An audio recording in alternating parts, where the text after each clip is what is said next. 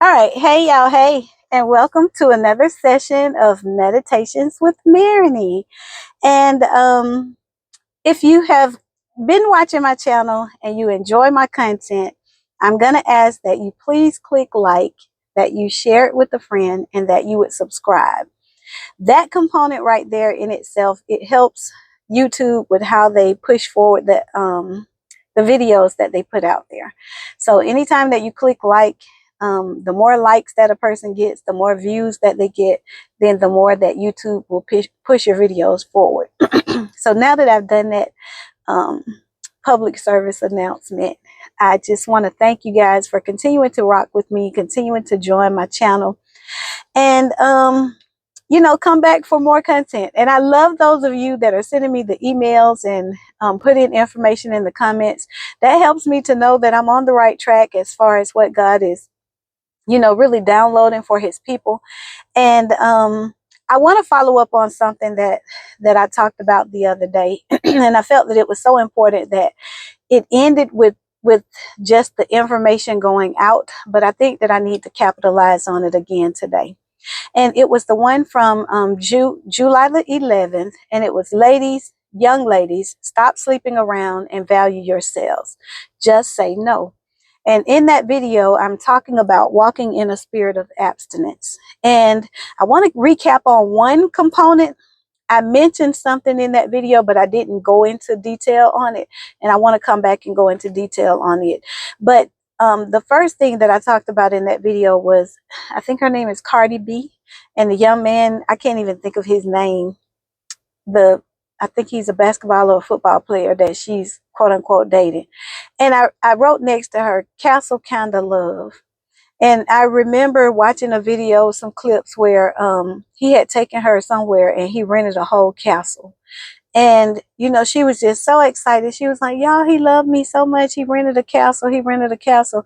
And I remember I was thinking to myself, not to be in a negative way, but I'm just always thinking about the human response to things. She was so excited about what he had done. But in my mind, I was thinking, well, he could afford to do that. That wasn't really a sacrifice for him. Perhaps he did what he needed to do because he knew that that would be something that would draw her in closer to him. And it kind of, as I'm reading how this relationship is unfolding, I almost just feel like it was a point of manipulation all along.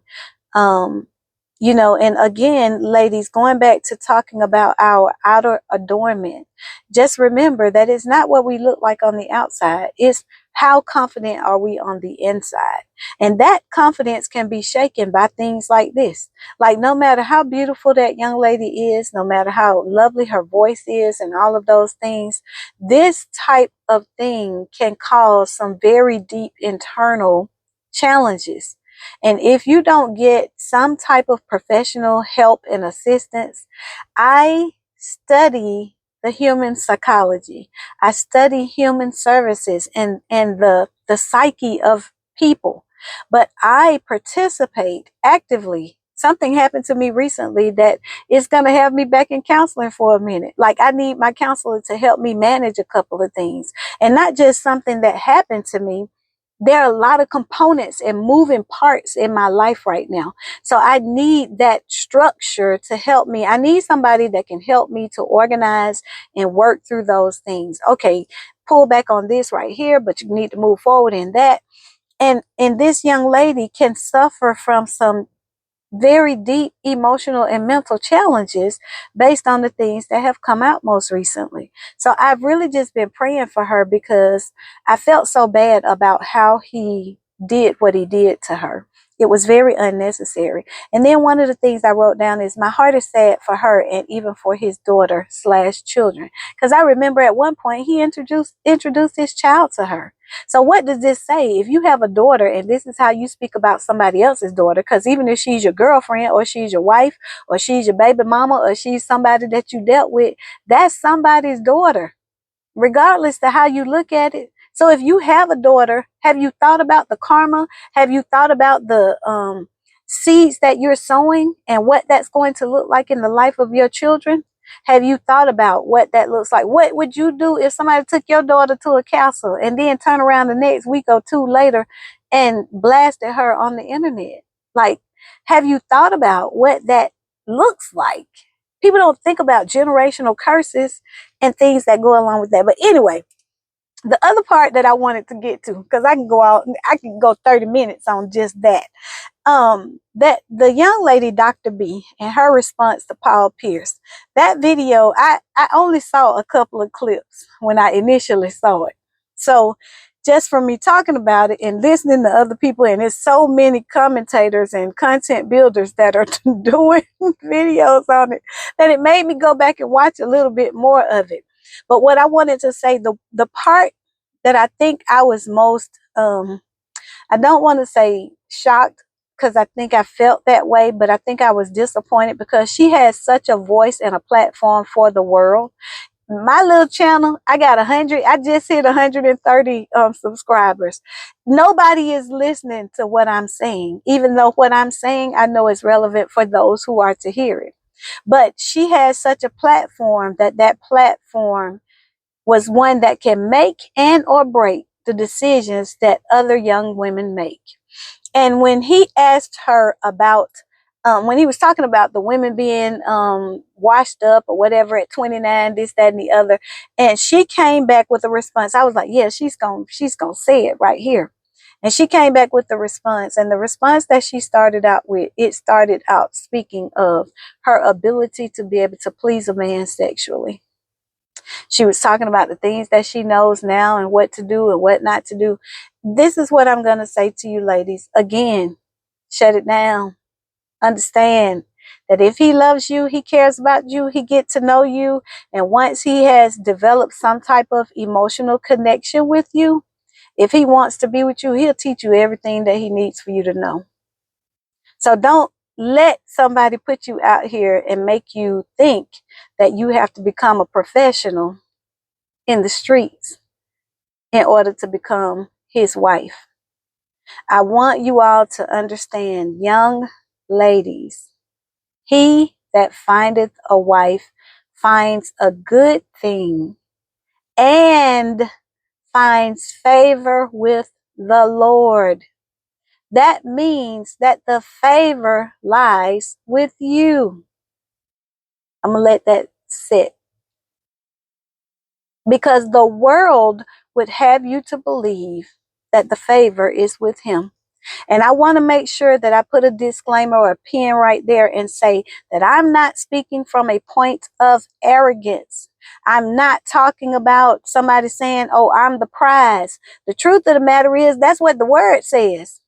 The word does say that the prize is connected to her.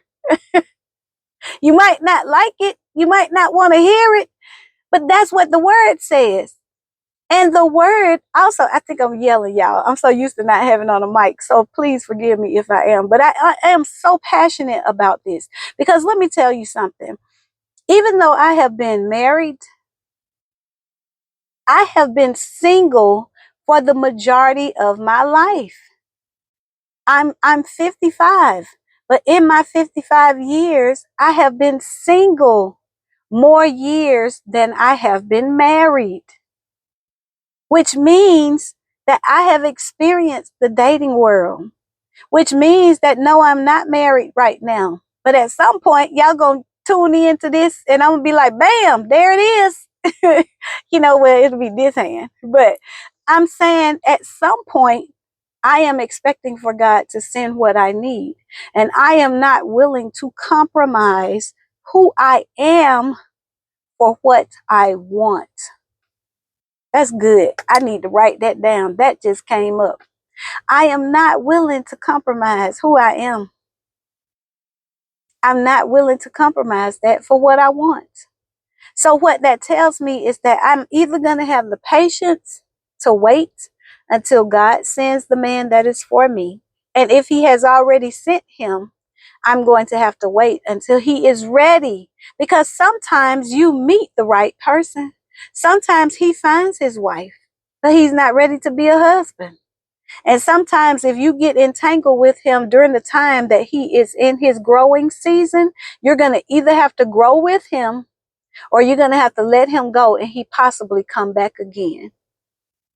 And most people are too afraid to lose. The one thing that my ex taught me is he took away any fear that I had for somebody walking away from me. Any doubt that I had that, I'm going to die after this person leaves me, that's gone. And I will say too, there is a grace that goes along with being a wife and walking in relationship and being a husband. But I don't have the grace anymore for lies and cheating. I don't. That grace is gone. He got every drop of that. And so with that, I might have some grace for some other things, but I don't have that grace anymore. Because when I really look back on my relationship and once I went through my therapy, if I had really been paying attention and in tune with that relationship, I would have known that I needed to walk away when it first happened. There was nothing that we could have done to work on our relationship to make that work. Now, let me put a pin right there, and I'm going to get ready to close this video out. I want to say to those of you that may be married and you may have gone through a cheating or a violation in your marriage, that does not mean that it cannot work. If you both are willing to get in there and grind and do what you need to do, then it can work. This is just a nugget for somebody. It can. But what I'm telling you is if the other person has made that a lifestyle, I don't care what you do, it ain't gonna never change the situation. If he and I were still together right now, he'd still be talking to that woman on the phone. He didn't understand the boundaries that needed to be put in place. And so with that, I couldn't keep getting mad with him. I had to look at myself. So again, young ladies, you got to look at yourself. What is it that you are giving off? What is it that what is it about you that tells a man that it is okay for him to treat you a certain way or for him to not treat you a certain way? As I'm saying this to you right now, I'm also saying it to myself.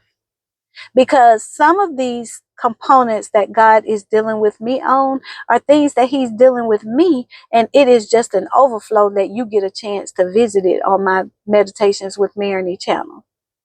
But I want you to understand that God has not given us the spirit of fear. He is not going to allow us to walk into anything that he has not already ordained. And even if he has ordained it, it must be at the right time. Have you ever seen a movie where two people are coming together? One person is in one place, the other person is in another place, and the timing is just off. At some point, God has to bring that time back to place. But ladies, for the sake of this video, I got to get ready to go. So I want you guys to know that you do not have to compromise who you are. Remember who you are, and then remember whose you are. If you are a child of the King, you don't have to be anxious for nothing, but everything through prayer and supplication.